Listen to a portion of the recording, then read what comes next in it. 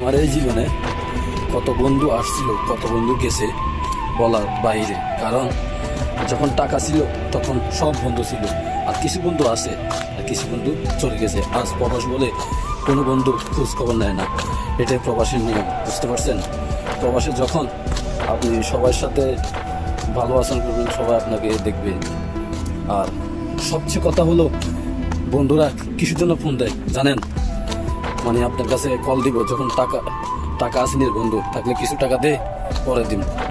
আর এই জন্য খোঁজ খবর নেই। আমি আজ 3-4 দিন অনেক লোক আমাকে কল দিচ্ছে, 4-5 জনে কল দিছিল, শুধু টাকা লাগবে, শুধু টাকা লাগবে। কিছু বন্ধুরে আমি দিল, আমার নিজের কলজাটা কাটে দিল, কোনো সমস্যা হবে না। এই কারণে কোনো বন্ধুকে এমনভাবে বানাও মানে নিজের ভাইয়ের মতো। আর কোনো বন্ধুরে বানায়ও না যে তোমার পিছনে শুধু ঘুরবে টাকার জন্য, আর না হলে ঘুরবে না।